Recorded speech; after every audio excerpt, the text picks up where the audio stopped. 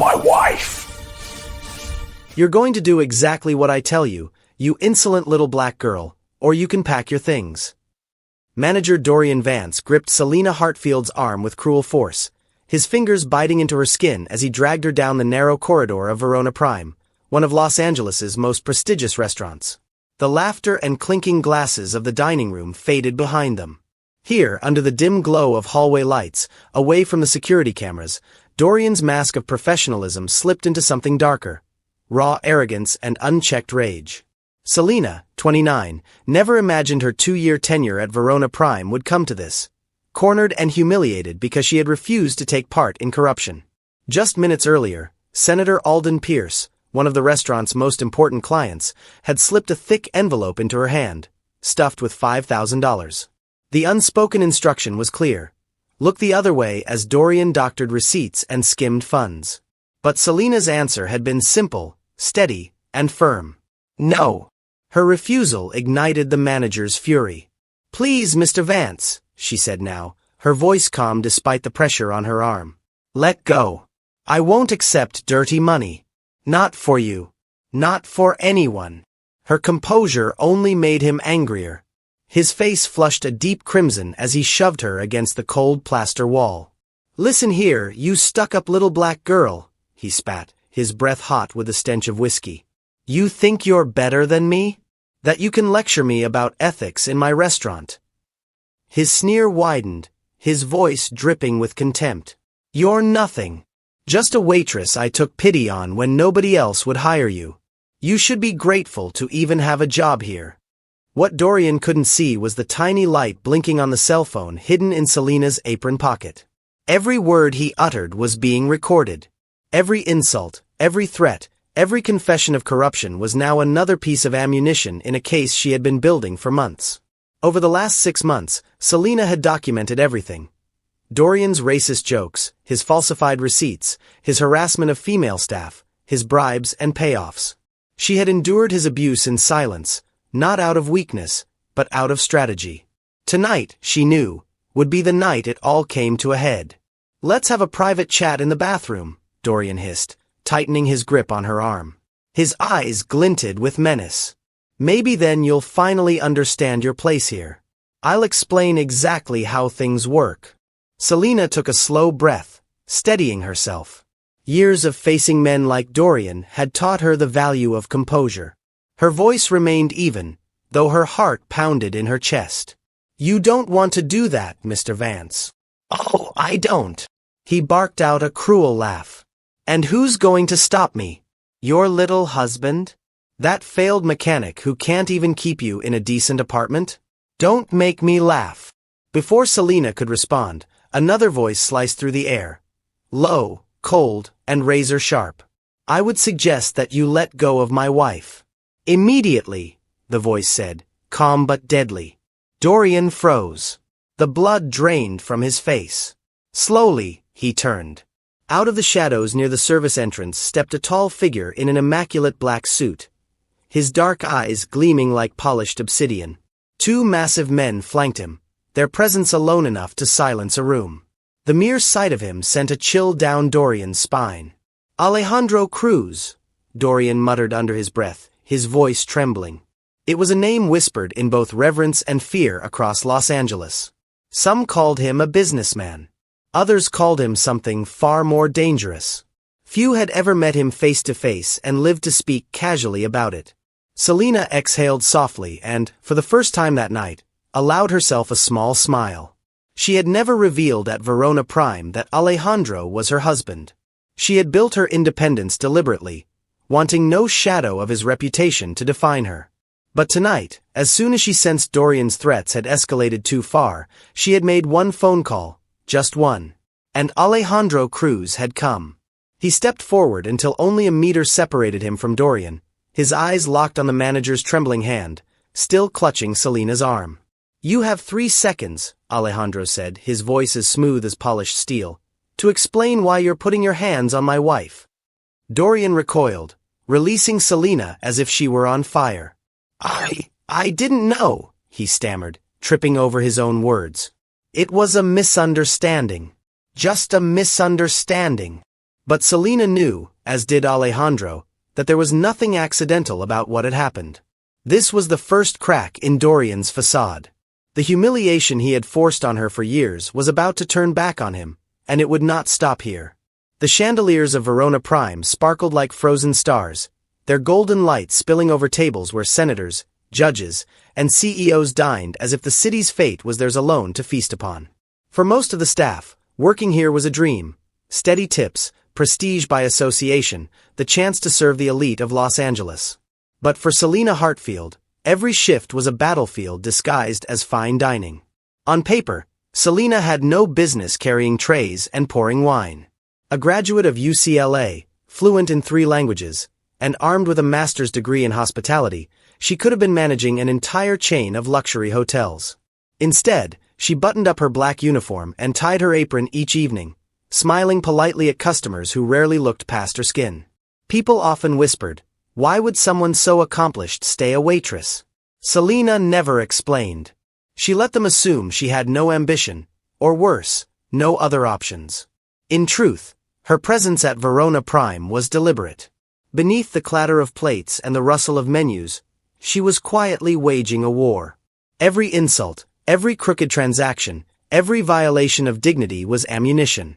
And Dorian Vance, her manager, gave her more than enough to work with. Dorian strutted through the restaurant like a king surveying his court.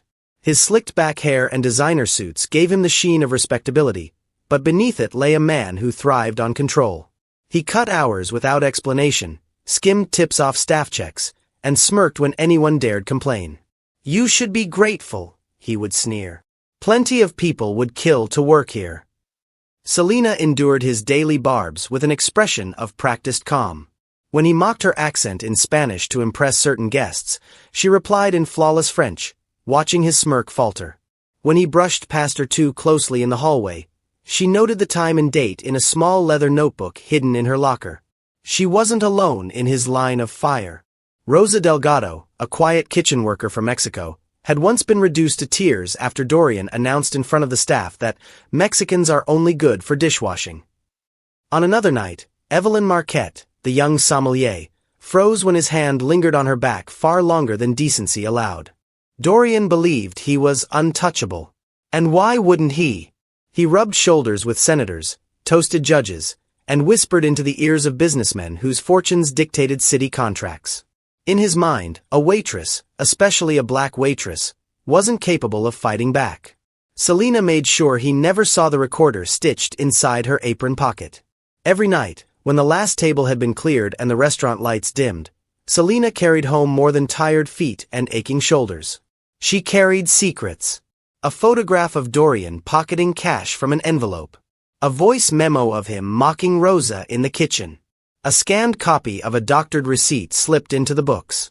She archived it all methodically, her files organized by date and category: racial harassment, financial fraud, employee abuse.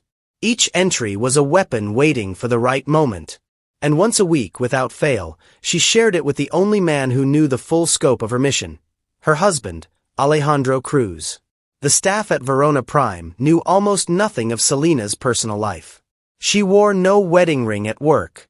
When asked about her evenings, she offered vague answers about quiet nights at home. The truth was far more dangerous. Alejandro Cruz's name carried weight in Los Angeles, though it was rarely spoken above a whisper. To some, he was a legitimate entrepreneur, the owner of real estate, nightclubs, and import businesses. To others, he was something else entirely. A man whose empire extended into places polite society never acknowledged. Selena had insisted on keeping her independence. She wanted her accomplishments to be hers alone, her work untainted by Alejandro's shadow. But when whispers reached him that Verona Prime was more than a restaurant, that it was a hub for laundering money through bribes and false accounts, Alejandro hesitated to involve her. It was Selena who pushed. "You have men who gather information," she told him months ago, her voice firm. "But none of them can walk into that kitchen, into that dining room, and hear the things I hear. If you want evidence, let me get it.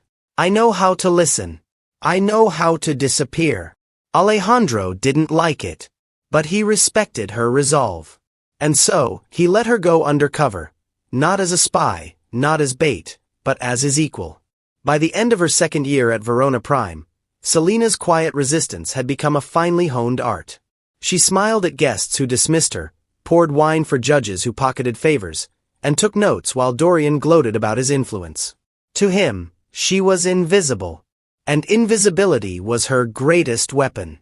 Still, there were nights when the weight of it pressed hard on her chest. Nights when Rose's tears burned in her memory, or when Evelyn's silence after another unwanted touch made her fists clench. Selena longed to shout, to expose Dorian's cruelty on the spot. But she forced herself to wait. Justice, she reminded herself, required patience. And somewhere deep inside, she knew that when the moment came, it would not just be Dorian who fell. His arrogance was only the surface of something larger, something rotting through the city's powerful circles. For now, she tucked away her phone, smoothed her apron, and stepped back into the dining room where chandeliers gleamed and senators laughed too loudly. To the world, she was just a waitress. But beneath the surface, Selena Hartfield was becoming something far more dangerous, the quiet architect of Dorian Vance's destruction. The envelope sat on the polished walnut like a quiet dare, unmarked, thick, and deliberately casual, as if money could ever be subtle when it carried the weight of someone else's guilt. Senator Alden Pierce didn't even look back when he slid it under the dessert menu, a parting gesture masked as forgetfulness. He lifted his glass, nodded to Dorian Vance, and left through the side exit he favored when he wanted to avoid cameras and constituents. The table still smelled of bourbon and burnt sugar from the creme brulee. Selena Hartfield stood perfectly still, hands at her sides, feeling the room tilt a fraction toward the inevitable. Dorian was on her in seconds. Table 12. Pierce. Check it, he said, voice smooth enough for guests within earshot but tight with impatience. His eyes skipped across the envelope like a man pretending he'd never seen a river before. And make sure the tip is recorded properly. Selena lifted the menu, revealing the cash. $50 bills edged in crisp green, carefully counted, clean, shameless. She didn't touch it. Dorian leaned in, the cologne and whiskey heat of him pressing forward as if he could block her view and her judgment at once. "It's for you," he murmured, the blade of his smile never bright enough to be friendly. "For your trouble. The senator's grateful you don't nitpick his receipts." "I don't accept bribes," she said. Her voice was steady, the way a straight line is steady. Inside, her pulse tapped out a message. "Record now, breathe later." Dorian's jaw ticked. "It's not a bribe. It's a gratuity." "It's a bribe," Selena repeated. "And you know it." Something ugly slid across his face. The room was full, and he was careful. He always was. But power slipping is like glass cracking. You don't see it give, you hear it. "Back hallway," he said softly. "Now." They moved like a shadow scene, past the bar, beneath chandeliers that scattered light like coins, through the service door where the sound of laughter fell away, down a corridor where Verona Prime sheen dissolved into beige walls and scuffed baseboards. Somewhere the dishwasher thudded, metallic and patient. Somewhere Rosa called for more plates in Spanish. Dorian closed the distance so that when he spoke, his words bled into her skin. "Pick up the envelope," he said. "Log it as a tip. Then you'll hand it to me." "I won't," Selena said, and slid her phone deeper into her apron pocket with her thumb. The recorder was already running. It had been running since the moment Pierce set his glass down. Dorian's mouth tightened. "Do you think this place runs on your principles? You think your little ethics class means anything when a sitting senator wants a favor? He dines here 3 nights a week. He brings people. People who spend. You are a waitress. You do not make policy." Selena looked at him and remembered every time he had said be grateful with that monkish calm cruelty. Remembered Evelyn's stiff smile when his hand stayed too long at her lower back.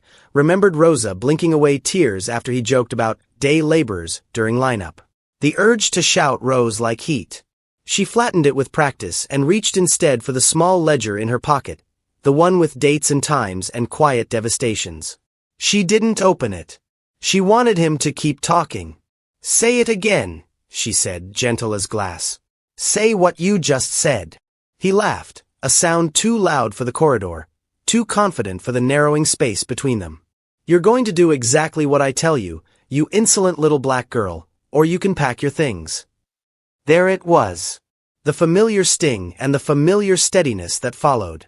Selena let his words settle, felt them archive themselves in the place she stored fuel.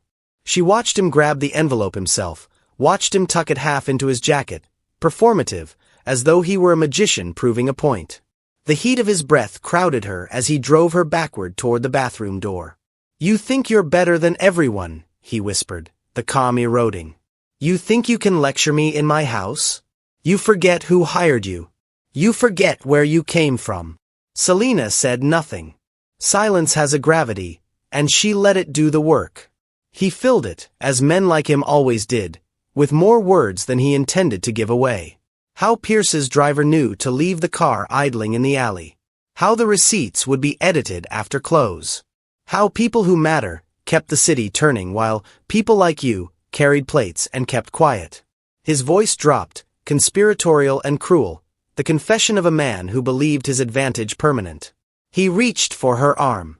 The fingers were possessive, the grip practiced. "Let's have a private chat in the bathroom," he said, squeezing harder.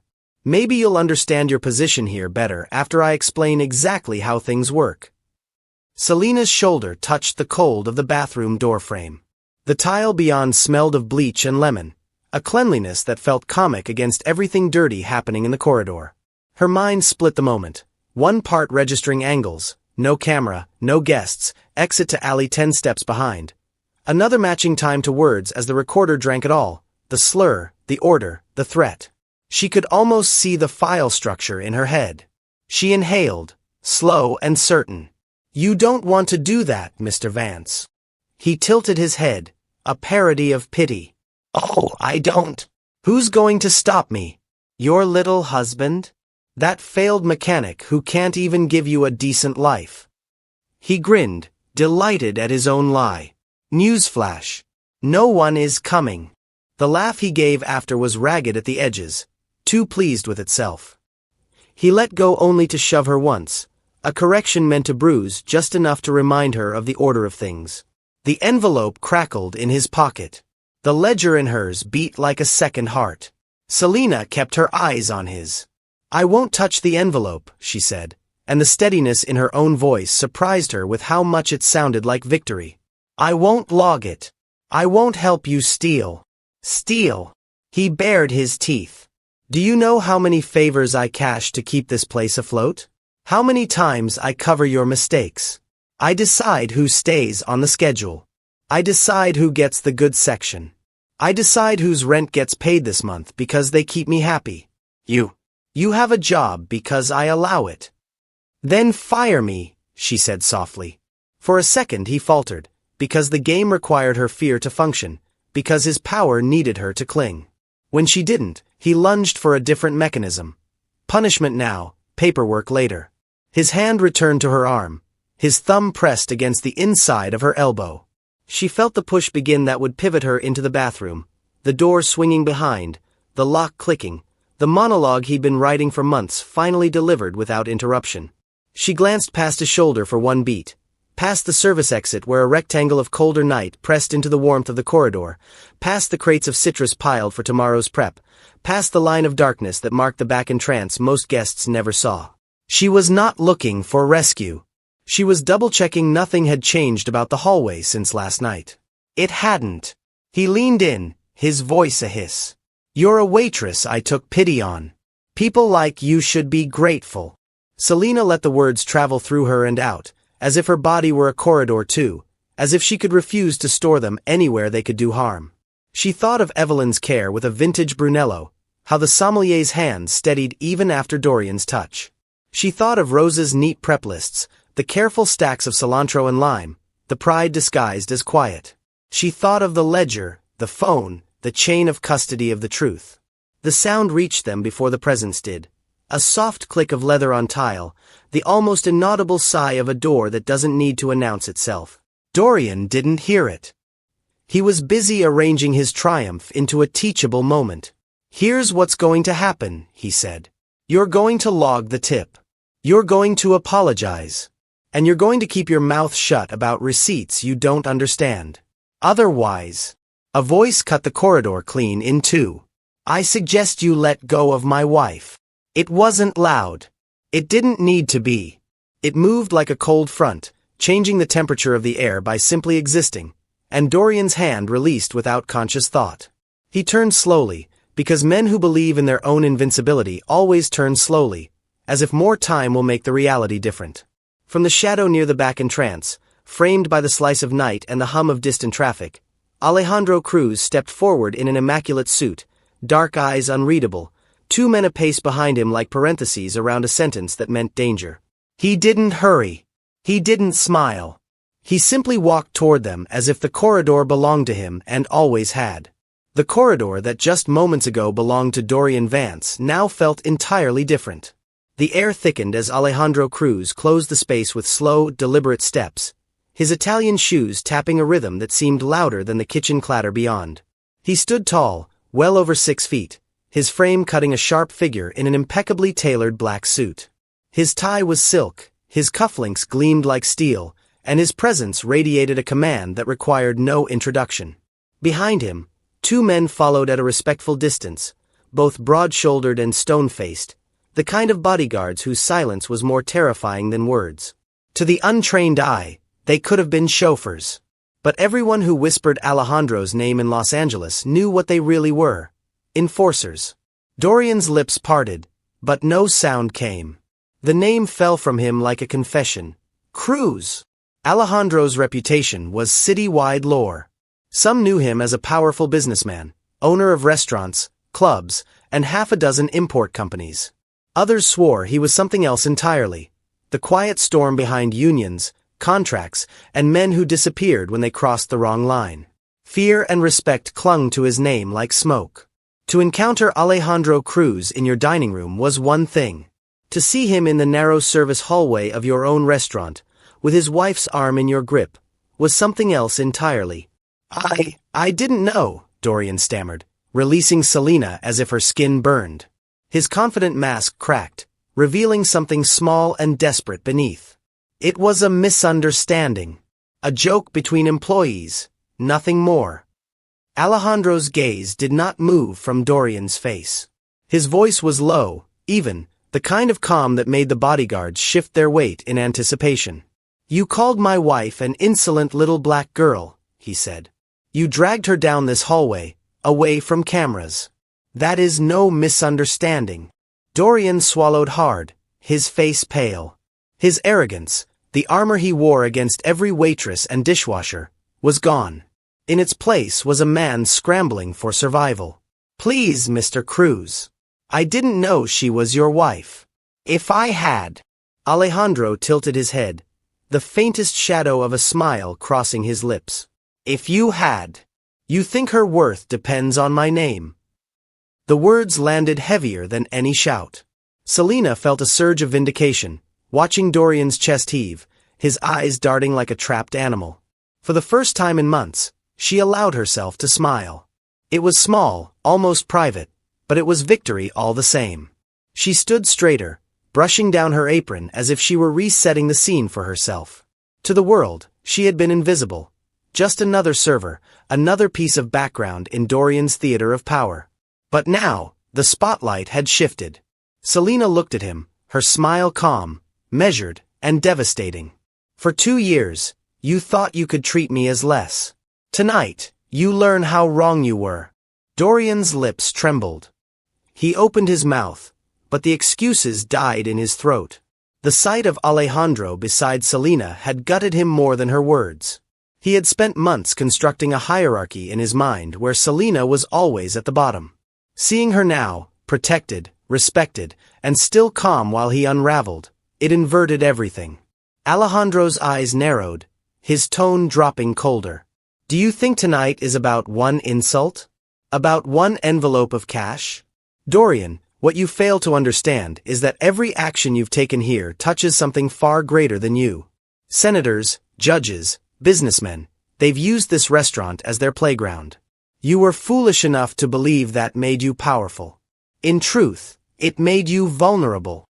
Dorian blinked rapidly, words stumbling out in half-formed bursts. I can explain. I can fix this. We can come to an arrangement. Alejandro didn't respond immediately. He let the silence stretch until it pressed against Dorian's skin like a blade. Then he spoke, each syllable weighted. Tonight is not the beginning. Tonight is the end. And you, Mr. Vance, are not in control of how it ends. The implication shivered through the hallway. This wasn't about workplace harassment. Not anymore. This was about corruption, power, and a web Dorian never realized he was standing in the center of until it was too late. Selena's eyes gleamed with quiet satisfaction. She had been waiting for this moment, and she knew it was only the beginning. She reached into her apron pocket, fingers brushing against the phone still recording. For months she had carried the weight of every insult, every crooked scheme, every humiliation. Now, all of it was coming together. Dorian's eyes darted to her hand, to the calm way she held herself, and for the first time he seemed to realize, she wasn't afraid. She never had been. Alejandro stepped closer, his presence filling the space until Dorian was pressed against the wall, cornered by more than just proximity. 3 seconds, he said softly. 3 seconds to tell me why your hand was on my wife. I told you, Dorian stammered. It was nothing. A misunderstanding. I didn't mean. Wrong answer, Alejandro cut in, the faintest curl of amusement in his voice. Selena slipped the phone from her pocket, the recorder's light still blinking red. She didn't press stop. Not yet. She wanted him to hear himself, to see what she had built. Mr. Vance, she said gently, her voice the exact opposite of Alejandro's cold menace. This isn't just about tonight. It never was. And soon, you'll understand exactly what I mean. Alejandro glanced at her, the faintest nod of approval passing between them. She had been patient. She had been methodical. And now she was ready. Dorian's eyes flicked between them, panic rising in his chest. He couldn't yet see the scope of the storm gathering around him. He thought he could talk his way out, barter information, buy time. But Selena knew better. She slipped the phone back into her apron, her calm smile returning. It's time you learned, Dorian. Everything you thought you controlled, every secret, every bribe, every insult, it's all been building to this moment. The air hummed with tension as Alejandro's men shifted subtly, waiting for his signal. Dorian's breath came fast, his bravado gone. And Selena, standing between them, knew the time had finally come to reveal just how much she had been holding back. Selena didn't raise her voice. She raised the stakes. The corridor held its breath as she slid a slim, black folio from beneath her apron. Unassuming, scuffed at the corners, the kind of thing a manager might dismiss as a schedule or a seating chart. She opened it with the care of someone unsheathing a blade and fanned out a tight stack of pages.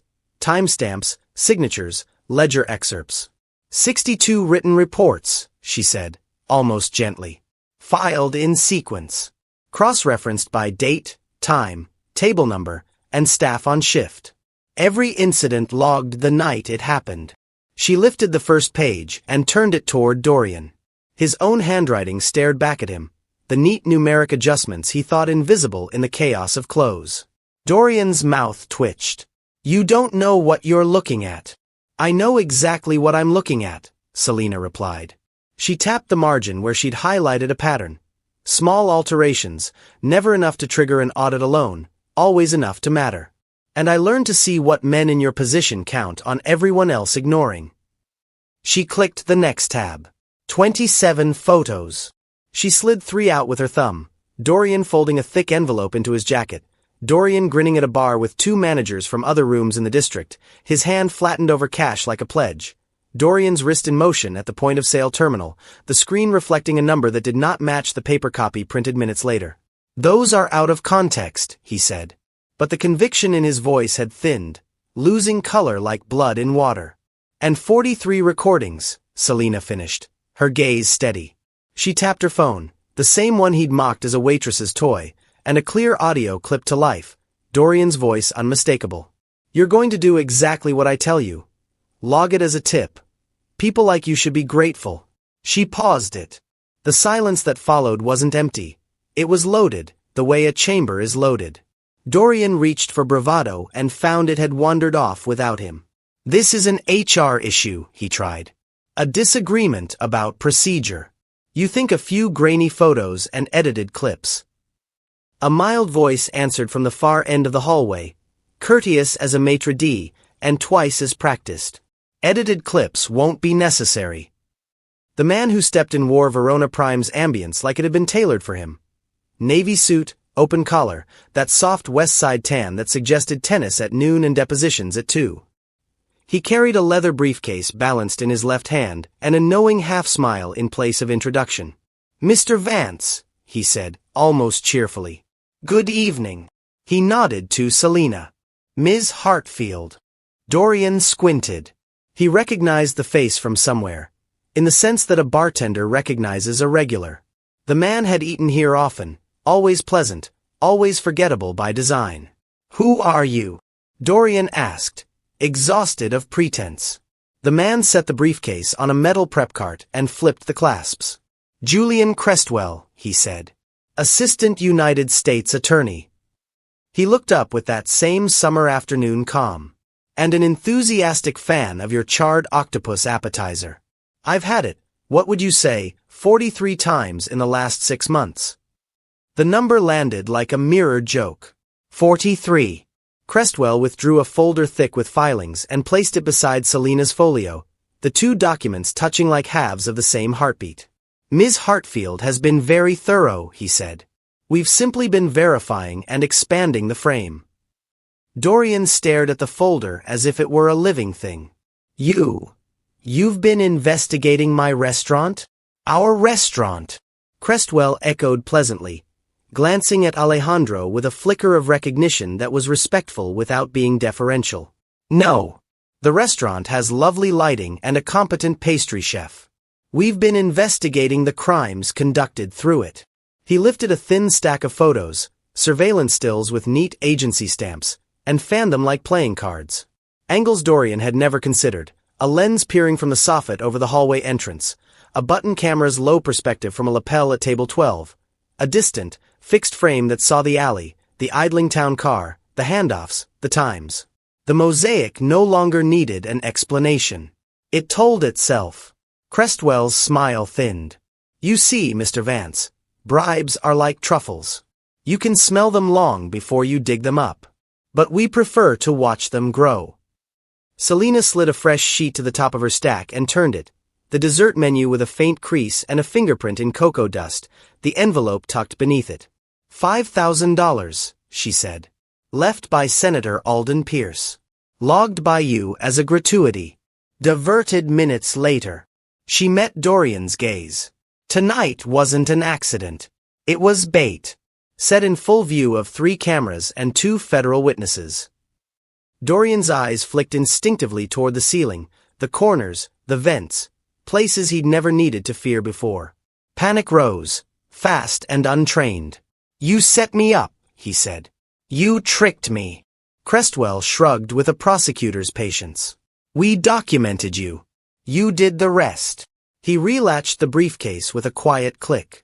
"And to be precise, Mr. Vance, the statute you triggered by accepting the envelope while issuing a false entry, in concert with your ongoing scheme, is not merely a policy violation. It is a federal offense." The words, "federal offense," hollowed him out. He opened his mouth to parry, to fall back on the script of favors owed and phones he could call, but the script had gone missing. The names that always puffed him up, Pierce, Judge Crane, Victor Langston, felt suddenly heavy and useless, like keys to doors bulldozed overnight. Alejandro had not moved much. He didn't need to. His presence shaped the space. When he finally spoke, it was with the clean finality of a signature. "Dorian," he said, "you believed proximity to power was power. You never understood it was surveillance." The line cut deeper than any threat. Dorian flinched, something like a realization scoring across his face. He looked back to Selena, this woman he had called invisible, and saw, for the first time, the architecture of his own undoing reflected in her composure. "You were never alone in that dining room," Selena said softly. "You were never unobserved in this hallway. Every time you told Rosa to swallow her pride, every time you laid a hand on Evelyn's back, every time you skimmed, joked, threatened, I was there. And so were they. Crestwell's gaze warmed. Professional admiration, not sentiment. Ms. Hartfield's reports were a template, he said. We built outward, financial analysis, handwriting comparison, false tip clustering. The bribe tonight? We coordinated with Senator Pierce's staff. He did not act out of kindness. He acted under subpoena. Dorian gaped. The floor seemed to shift. Pierce cooperated? Pierce complied, Crestwell corrected. You were not his ally, Mr. Vance. You were his liability. Something gave way inside Dorian then. Not a crash, not yet, but the first supporting beam. He straightened as if he could force his spine to believe what his mind could not overturn. I can help you, he said quickly, words tumbling. I can name names. I can talk about the off-books deliveries, the kickback dinners. I can testify. Crestwell considered him, head tilted. That's the problem with men who keep score, he said. They assume they're the only ones counting. He tapped Selena's folio. We don't need your memory. We have the math. The kitchen's thrum went on, oblivious. The low roar of water, the sweep of a mop, Rosa's voice calling for a tray of limes. The life of the place continued in the casual way life does when someone else's life is ending. Selena slid one last page forward. Even Alejandro glanced down at it. A composite timeline, dates, times, bribe amounts, the path of cash from table to jacket to the small safe in Dorian's office, then out again through a courier labeled only as R. And a shell vendor connected to 2 city contracts. The lines converged on a cluster of names that had always felt like insurance to Dorian. They now read like co-defendants. Do you see the shape, finally? Selena asked. There was no triumph in her voice. Only clarity. It was never about your cruelty alone. It was always about the system that let it thrive. Crestwell closed the briefcase. We'll take it from here. Dorian's fingers fluttered at his sides as if searching for something to hold, some lever or phone or phrase that could pull him back onto the platform. Please, he said, the word raw. I have children. Selena's gaze did not harden. It steadied. Then let them learn where lines are, she said. And what happens when you cross them. The faintest vibration trembled through the floor before the sound arrived, like thunder you feel before you hear. It came in waves, distant at first, then closer, the layered wail of sirens stitching themselves into a single approaching seam. Kitchen heads lifted. A busser paused mid-stack. Evelyn stepped to the pass with 2 stems of Barolo and didn't move, eyes sliding toward the back door. Crestwell glanced toward the service entrance. One of Alejandro's men checked his watch. The corridor seemed narrower. The blue-red strobes, still outside, began to paint the steel of the back ramp in quick, bleeding color. Mr. Vance, Crestwell said, polite to the end. This is the part where we stop talking. The radio chatter reached the threshold. Short bursts, codes, the clipped diction of people who don't waste words when they're about to change a room. Boots hit the rear steps. Not hurried, not slow. Purpose has its own tempo. Dorian looked at the envelope bulging his jacket pocket as if it might burn through the fabric. He looked at Selena the way a man looks at a locked door and remembers the key was in his hand the whole time, and he threw it away because he liked the sound of the lock. The sirens swelled, flooding the alley, pooling against the walls. Then the back entrance swung open on a gust of night air and authority. FBI windbreakers filled the threshold. And Verona Prime, the chandeliered sanctuary where power pretended to be manners, was about to learn the difference between lighting and exposure. The door blew inward on a gust of night air and certainty. Jackets with FBI stitched in white filled the service entrance, radios crackling, voices clipped and economical.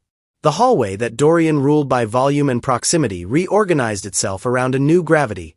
Procedures, warrants, chain of custody. Dorian Vance?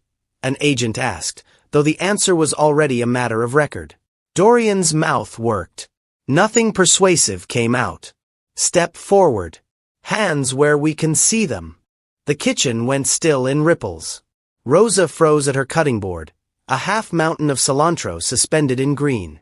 Evelyn set 2 stems of Barolo on the pass and didn't move her hands from the base of the glasses. Even the dish machine seemed to quiet, as if the room understood that sound now belonged to the state. Agents spread with rehearsed geometry, one team down the corridor toward the office, another through the door toward the dining room, a third to the alley where the idling town car once waited for deniability. Julian Crestwell presented a warrant with calm precision, reading the clauses with the cadence of a lullaby designed for men who never sleep again. Across Los Angeles, the fall was synchronized. Senator Alden Pierce was taken at a fundraiser in Brentwood, cameras catching the moment his smile buckled. Judge Elwood Crane opened his door in Hancock Park and stared at the blue windbreakers as if the color itself were a breach of etiquette. Victor Langston, mid-meeting in a glass conference room downtown, watched agents walk through reflections and into his future. Phones lit up. Group chats detonated. The city learned the shape of its own shadow in real time. Back at Verona Prime, the corridor narrowed around Dorian. An agent lifted the envelope bulging his inner pocket with a practiced 2-finger pinch, dropped it into a bag, sealed and initialed. Another agent scanned the POS terminal, matching screen captures to the printed frauds. A third read a list of names that had once functioned like a force field around Dorian and now sounded like a lineup. Crestwell opened Selena's folio beside his own and began the quiet, brutal work of matching proof to process. 43 recordings. 27 photos. 62 reports. Each piece threaded to a ledger entry, a shift schedule, a camera angle. Each humiliation cross-referenced into evidence. The corridor felt like a courtroom without chairs. "Mr. Vance," Crestwell said, "you are under arrest for conspiracy to commit wire fraud, falsification of records, and receipt of unlawful gratuities in furtherance of a laundering scheme. You have the right to remain silent." Dorian's mind reached for familiar scripts, favors to call in, debts to collect. But the names he had hoarded were already spoken aloud elsewhere, each syllable ending in a door closing. The call he imagined placing to Pierce would ring on a table in an evidence bag. Crane's number would be catalogued with personal effects. Langston's assistant would forward to counsel. He turned to Selena, as if the person he had tried to break might now supply a bridge back to a burning shore. "Please," he said, voice cracked. "Don't let them do this. Think of my kids." Selena's face did not harden. It steadied. "I am," she said. "And they will grow up knowing that arrogance and prejudice destroyed you. Not a waitress with a spine, not a system you lied about, not a bad night. You." The agent's gloved hands moved through Dorian's jacket, produced a slim keyring, a second phone, a scribbled note with initials and cash totals. Each item nested in plastic with a zip and a signature. Exposure has a sound when performed by professionals. Soft, repetitive, undeniable. The humiliation deepened by degrees. A screen was placed on a rolling cart. A speaker chirped to life with Dorian's voice. "You're going to do exactly what I tell you. People like you should be grateful. Log it as a tip." Rosa flinched, then squared her shoulders. Evelyn didn't look away. Staff who had swallowed their own dignity for a paycheck were now witnesses to the full value of their memory. Another agent approached with a printout. "You'll want to see this," she told Crestwell. He skimmed, then glanced at Dorian with clinical interest. "Your ex-wife has filed an emergency motion," Crestwell said. "Petition to modify custody and support. Also, counsel for the court has queries about a shortfall in alimony you were ordered to pay. 50,000, plus penalties." Dorian's knees softened. Pride does not cushion a fall. From the dining room came the first flashes. Phones raised, bright as a false dawn. News vans were already parallel parking badly. Someone in a tuxedo whispered FBI into a flute of champagne. The pianist stopped mid-phrase. Power diners evaluated exits that had always been theoretical. Selena watched without savoring. Justice had never looked like schadenfreude to her. It looked like procedure done well. She felt Alejandro beside her like a column, present, unwavering, quiet. He said nothing, and the nothing said everything. The game was over. The cleanup had begun. Crestwell's team moved with the patience of men who knew the importance of every small square. A safe opened in Dorian's office with the reluctant click of a habit exposed. Bundled cash. An index card with arrows and percentages. A ledger with 2 columns. One honest, one aspirational. Each entry bled into the next bag, the next label. Chain of custody built a wall taller than Dorian's voice. An agent stepped back into the hall. "Dining room secured," she reported. "We're beginning interviews." "Start with the sommelier and the kitchen staff," Crestwell said. "They've already told us the truth. Tonight they get to tell it again." Dorian tried one last trick of tone, the managerial baritone that had once settled disputes by making everyone smaller. "You're making a mistake," he announced to the hallway, to the agents, to anyone with air in their lungs. "You don't understand how this city works." Alejandro finally turned his head. "We do," he said, voice almost kind. "That's why we're here." Letters had gone out hours earlier. Selena's doing. 43 restaurants, some rivals, some partners, some innocent bystanders, now held in their inboxes a packet with photos, dates, and a clear account of Dorian's methods. Skimming, intimidation, discrimination, doctored books. There was no blacklist formal enough to name what would follow, only a city-wide understanding enforced by memory and email. Do not hire this man. Evelyn stepped forward, chin level.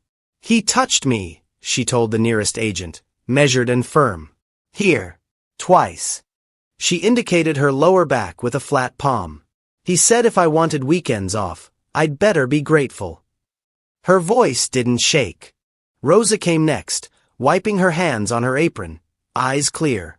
"He said Mexicans are good for dishes only," she said in English first, then Spanish, for the record. "He said it in front of everyone." He laughed. A note-taker wrote without looking up. A camera lens blinked red. The room, which had taught these women to be quiet, now taught them the opposite. Crestwell checked his watch. "Let's conclude," he said. Two agents stepped to Dorian's sides. The cuffs clicked with the soft finality of a drawer closing. Dorian inhaled sharply. Surprise, as if he'd expected the ceremony to differ for a man who loved the mirror so much. They walked him down the corridor that had once been his private theater of control. Past the prep sink where Rosa stacked green on green. Past the pass where Evelyn's hands were steady again. Past the server station where Selena had written 1,000 patient notes in a leather book with a broken spine. At the threshold to the dining room, the light hit him. Camera flashes, phone screens, the glittering betrayal of the chandeliers he'd bragged beneath. A guest gasped. Another recorded. Someone whispered, "That's the manager." Dorian shut his eyes, but exposure is not a function of eyes. It is a function of evidence and time. Outside, microphones rose like weeds through concrete. Reporters called questions with the avid politeness of hunters in blazers. The wind teased the edges of the FBI windbreakers. Verona Prime's name glowed in brass over the door, immaculate and unhelpful. Selena and Alejandro stopped just inside the entry, out of the camera's primary frenzy. They didn't speak. There was nothing left to say. The machine they had set in motion had reached its terminus, and like all good machines at the end of a job, it made a single clear sound. A car door thumped shut. Another siren's yelp Dopplered away. Dorian Vance was driven into a night that finally belonged to other people. Selena exhaled. Not relief. Resolution. Beside her, Alejandro's hand found the small of her back and rested there, not to claim or correct, but to witness. "Ready?" he asked. She looked out at the cameras, at the city, at the staff stepping into voices they had earned. "Yes," she said. "It's done." 6 months later, the lights inside the Los Angeles Convention Center burned bright enough to mimic daylight. The stage was dressed in blues and golds, a seal projected across the back wall like a rising moon. Rows upon rows of chairs were filled, elected officials in careful suits, students in thrifted jackets, union reps, chefs in whites, dishwashers with clean knuckles and proud eyes. The audience felt like a city assembled. Those who make the rules, those who break them, those who keep everything running anyway. When Selena Hartfield stepped into the lights, the applause arrived like weather. Sudden, surrounding, undeniable. She wore a simple black dress, no glitter, no statement jewelry. Her confidence did the shining for her. Behind the lectern, she put both palms down and waited. The room quieted in waves. The Secretary of the State Commission read the citation.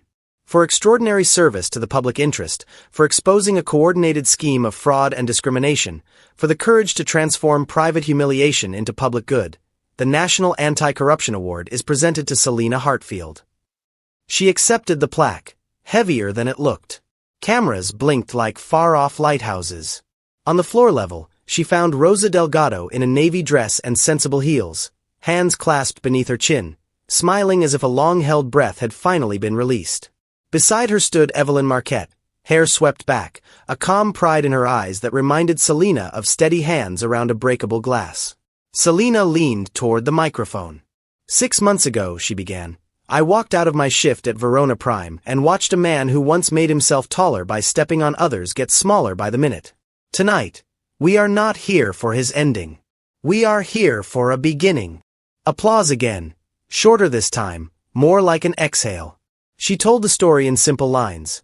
The envelopes, the jokes shaped like knives, the ledger with 2 columns, the recordings that made people look away and then made them look again. She never raised her voice. She didn't need to. Truth, when delivered without hurry, carries its own lift. And then she pivoted to what had changed. The screen behind her filled with the title slide, The Selena Hartfield Act. The law had passed the state legislature with margins that surprised even its sponsors. It required restaurants with more than 20 employees to undergo biennial anti-discrimination and anti-corruption audits by independent firms, mandated transparent tip pooling and payroll disclosure, protected whistleblowers with sharp teeth, statutory damages, fee shifting, anonymity protocols, and created a state grant program to help small kitchens pay for compliance without sinking under it. This act is not punishment, Selena said. It's maintenance. We tune engines because cars matter to us. We will tune our workplaces because people do.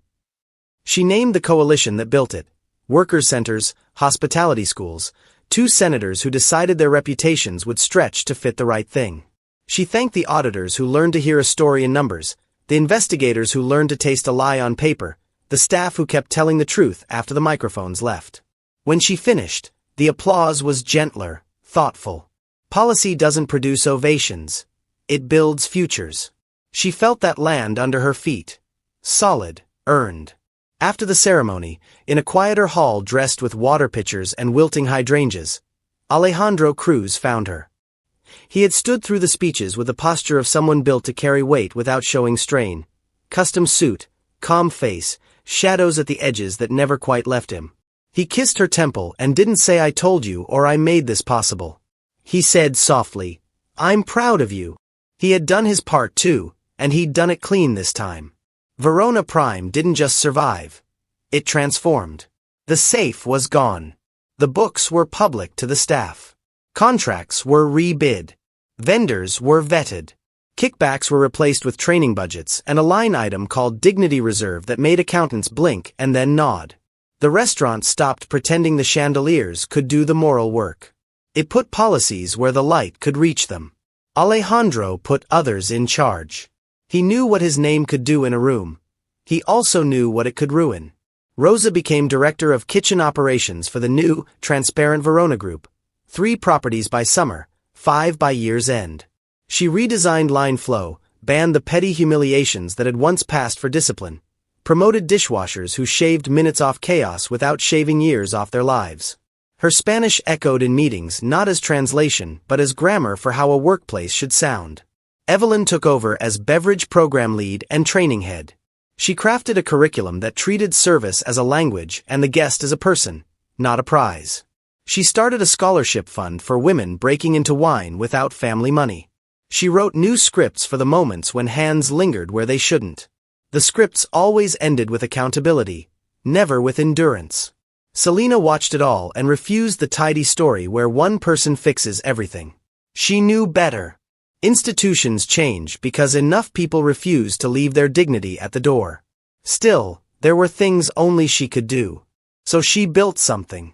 In a storefront not far from MacArthur Park, with sunlight that turned the floors kind and enough sockets for laptops, she opened the Hartfield Institute for Combating Corruption. Its sign was simple. Inside, nothing was. The institute trained line cooks and barbacks to keep quiet ledgers and chain of custody records, taught assistant managers how to audit without turning on their people, offered legal clinics on wage theft and bias, taught data basics, how to recognize patterns in point-of-sale systems that cry out something is wrong. Universities called Harvard, UCLA, Berkeley, Northwestern. She didn't take jobs, she took lectureships and residencies, refusing to be turned into a mascot when she could be a method. Her talks were not about villains. They were about systems and leverage, about the geometry of courage. How to move small, safe, and steadily until the moment arrives to move big. National media came too. Not the breathless carnival shows. The ones that still believed the right story could change the next one. They put her on Sunday mornings where the questions are long and the answers unhurried. They ran cover stories with photos of her not in ball gowns, not in battle poses, but at a folding table with a spreadsheet, a highlighter, and coffee going cool. Sometimes, at night, when the Institute's lights dimmed and the last volunteer waved from the sidewalk, Selena would sit alone with the plaque from the convention center and the first ledger she'd kept at Verona Prime. The leather spine peeling, the corners dog-eared. She would lay them side by side and see not a before and after, but a through line, invisibility as both circumstance and choice. The tool she had been forced to wield now belonged to her. A rumor threaded through town that Dorian Vance was negotiating a plea. She didn't track it. The story was no longer about him. It was about what he never built and what others were building in the space he vacated. The ACT's first audits rolled out. Restaurants grumbled, then adjusted, then started telling each other how to pass on the first try. Whistleblower forms got shorter and safer. Staff meetings resurfaced as the place where bad patterns go to die. It wasn't a fairy tale. It was maintenance, which is the most honorable kind of work. On a soft Wednesday, Verona Prime closed early for a staff event. No tuxedos, no speeches. Just trays of tamales and a battered Bluetooth speaker playing cumbias and old soul. Selena stood at the edge a while, then let herself be pulled into the center where Rosa laughed at the way she clapped off beat and Evelyn teased her about wine pairings for store-bought cookies. Alejandro watched with the quiet of a man learning to love an ordinary room. Later, when the night was almost done and the city hummed like a well-tuned refrigerator, Selena stepped outside alone. The brass letters over the door reflected a cleaner version of the street than the street could offer back. She thought about the girl in the corridor with a phone in her apron and a ledger in her pocket, choosing strategy over spectacle. She thought about the women who had trusted her with their stories and the men who had learned to fear a paper trail more than a tempered voice. She drew a breath and found the line she'd been circling, a sentence she could give away without losing any of it. "Invisibility used to be my burden," she said softly, to the letters, to the night, to whoever might need to hear it later. "Now it's my superpower." The next morning, she gave the commencement address at UCLA's School of Public Affairs. She told graduates the thing no one prints on banners. That justice is iterative, that most victories look like boring paperwork done perfectly, that courage often sounds like, "I wrote it down, I kept it safe, I told the truth when it counted." She closed as the room leaned forward, pencils useless for this part. "The best revenge isn't destruction," Selena said, voice steady as a level. "It is building something so transformative that those who underestimated you regret it for the rest of their lives." Selena's story reminds us all, no matter how unseen or undervalued you may feel, your courage can change not just your life, but the system itself. What did you think of Selena's journey from waitress to legend? Share your thoughts in the comments. I love hearing from this community. And if you want more powerful stories of resilience and justice, don't forget to subscribe, like this video, and share it with someone who needs a reminder that being underestimated is often the first step to becoming unstoppable.